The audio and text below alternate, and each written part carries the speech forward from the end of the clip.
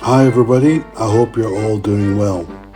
So I wanted to share information regarding the lead times for the DAPOL Class 29s, Batch 2. As many of you know, Batch 1 was a roaring success 4 years ago. Unfortunately, I wasn't involved with the hobby at the time, and well, I missed out. I've had a so-called love affair with the Class 29 since I bought one as a schoolboy from my money earned doing an arduous paper round. It was a Hornby British Rail Blue Class 29, running number D6124. That would have been approximately around 1980. Lost to the sands of time, cue sound effects. But I did manage to obtain two other ancient Hornby examples this year to feed my Class 29 habit. I pre-ordered one of the DAPOL Class 29s from Rails of Sheffield on August 1st, 2024, with the hope that it would be my Christmas locomotive to enjoy during the festive period. I did check in early October with Rails for an update, but unfortunately they had heard nothing. So I thought, I'll just ask DAPOL. I called them and they were really pleasant, and cutting a long story short, nope, it will definitely won't be here in 2024, more likely towards the middle of 2025. So okay, but in my opinion, there should be more updates, better communication right across the railway model industry regarding release times, timely updates, so we all know when to expect an item. I'd be interested in your thoughts too. Do you think there should be more updates? Or is the current level of information available on pre-orders okay on what we have currently? So a real quick history on the Class 29, and this is just a theory, just my opinion. While there was an early demise of the Class 21 and 29 with none into preservation, the Class 29 often gets a bad reputation for being a complete and utter diabolical failure. But why? What was really going on in the 1960s regarding North British Locomotive Company, British Railways, MEN and Paxman? I hear you say. When I say MEN and Paxman, that may have thrown you. I digress. From 1958 to 1960, the North British Locomotive Company built 58 Type 2 Bobo diesels, later given the TOPS code Class 21. The first 38 went to the Eastern region and the remainder to Scotland. An excellent map created by Revolution Trains showing the working areas for Class 21s and 29s during their service is attached. Full credit for the map and thumbs up go to Revolution Trains.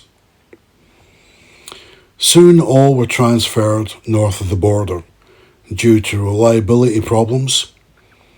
20 locomotives were re-engined in the mid-1960s and designated Class 29s. This improvement was on their performance, but all were withdrawn by 1972. Those locomotives converted to 29s had received a new Paxman engine and a two-tone green livery. So who is Paxman? Paxman was a major British brand of diesel engines.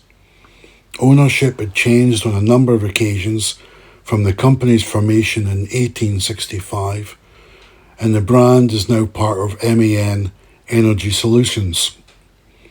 At its peak, the Paxman works covered 23 acres, which is 9.3 hectares, and employed over 2,000 people.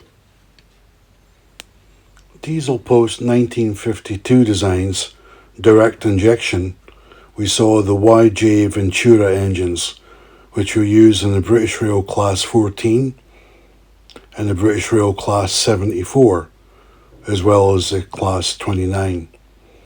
The 20 locomotives converted to Class 29s emerged from the works in two-tone green.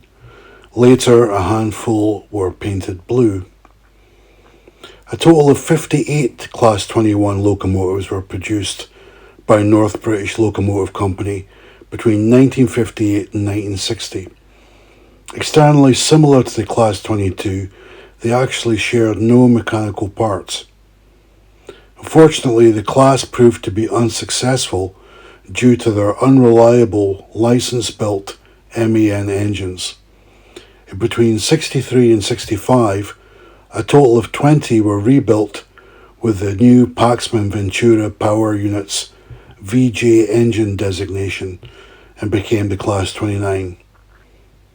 The remaining 38 Class 21s were withdrawn and scrapped by the end of 1968, with the Class 29s all being scrapped by 1971. None of the class survived into preservation.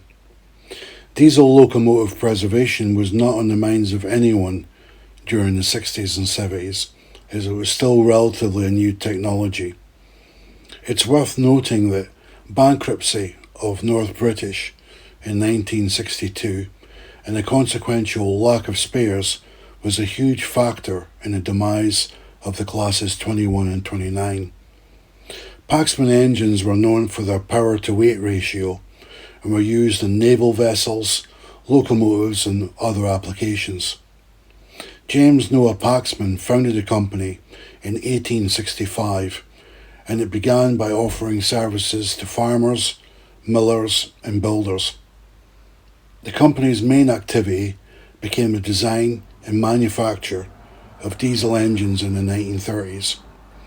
In 2020, Man Energy Solutions announced that it would close the Paxman factory in Colchester, England, after over 150 years in operations.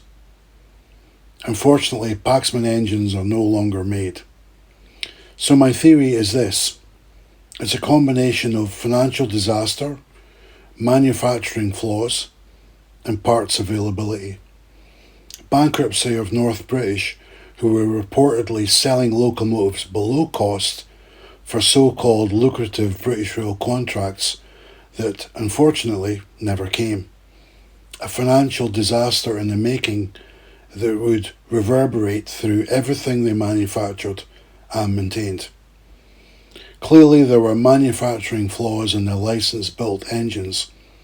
Some were reportedly leaking exhaust fumes into the driver cabs on the warship class, which had the same license-built engine. So this gives us an indication that there was definitely issues with the powertrain. While simultaneously, MEN Germany had no such reports domestically. Finally, with the demise of North British, spare parts dried up and the fate was sealed for the Class 29. So my Christmas locomotive is not going to be under my Christmas tree this year, but hopefully it will arrive before the summer of 2025, and history can be relived again, at least in miniature scale, on my model railway. Oh, and without the need to take up another paper round. I hope you enjoyed this episode. If you did, thumbs up, and I'll see you next time.